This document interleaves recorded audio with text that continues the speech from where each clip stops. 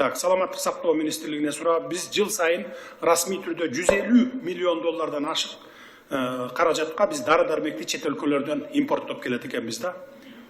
Основном Швейцариядан, Германия, Индия, Кытай, Грузия өлкөлөрүнөн кирет экен.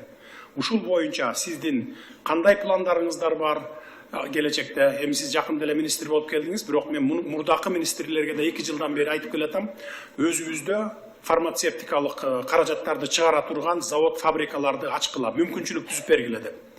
Мага жеткен маалыматтар боюнча тескерисинче бут тозуп, аштырбай, ушу мына аэропорт жакта бирөө бар экен, ошолорду аштырбай бут тозуп аткан моменттер бар экен. Буга кандай жооп бересиз? Урматтуу Самир Нуркожоевич, бул маселе боюнча биз Акылбек Өсөнбекович менен биргеликте активдүү иш алып барып жатабыз. Бизге келген инвесторлор менен сүйлөшүп, биз жанагы кыргыз индустрия менен биргеликте ошол дары дармек заводун куруу боюнча биз ал Токмак жактагы жерди дагы барып көрүп келдик. Бул биз тараптан саламаттык сактоо министрлиги тарабынан эч кандай мындай тоскоолдук жок. Биз кайра ошол завод куруу боюнча бүгүнкү күндө активдүү ошол инвесторлор менен иштөөнү улантып жатабыз. Андан тышкары биз жанагы саламаттык сактоо министрлигинин өзүнүн карамагында кыргыз фармация боюнча дагы мамлекеттик ишкана түзүү боюнча дагы бир топ иштерди жылдырып министрлер кабинетине киргизгенбиз. Азыр анын жыйынтыгын күтүп турабыз. Эгер ошолор ишке ашып кетсе, биздин өлкөдө арзан баада коопсуз элибизге керектүү дары дармектер боюнча камсыз кылуу ишке ашып калат. Көзөмөлгө алыңыз, бул боюнча завод, фабрикаларды салгандай болсун, фармацевтикалык заводдорду салгандай болсун. Жарайт. Анан азыр дагы деле маган келген информациялар боюнча мен сизде коюп атканда айткам, 4-5 компания монополизация кылып алыптыр, монополия кылып. Дары дармектер ташып келүү боюнча ошолорду жок кылып, бардыгына бирдей шарттарды түзүп бергиз дегенбиз. Ошону ишке аша элексизде азыр.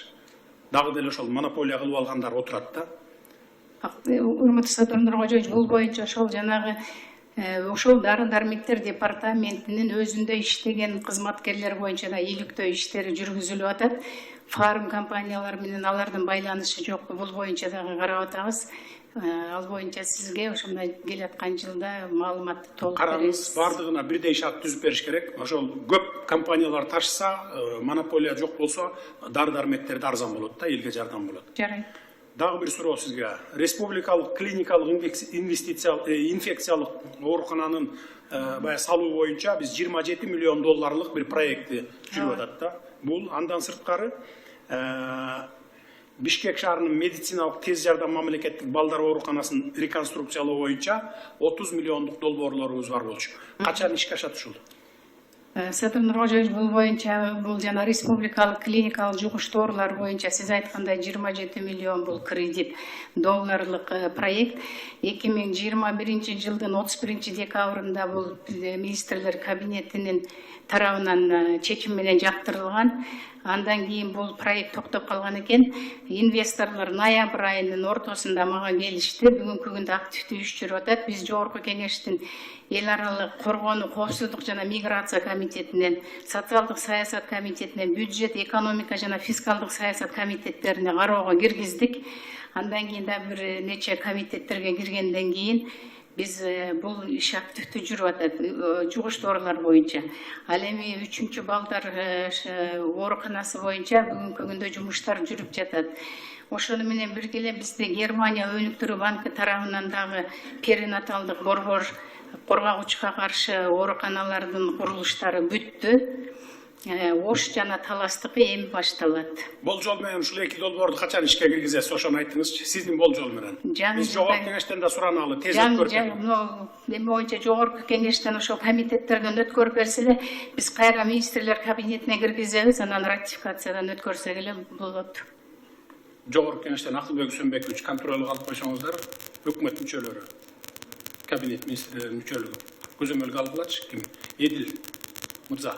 Сиз көзөмөлгө алыңыз, тез арада өткөрүп, эмдиги жылы ишке киргизгендей болсун. Дагы бир маселе, Бишкек шаарынын перинаталдык борбору, долбоору ушул 2023 жылы ишке киргизе аласызбы ушуну? Жарандарды кабыл алып баштайбы? Ооба, жарандарды кабыл алып баштайт. Азыркы күндө жанагы тышкы байланыштарды Текемаш компаниясы ремонтун жүргүзүп бүтөйүн деп калды. 23 жылы биз январь айында ишке киргизебиз.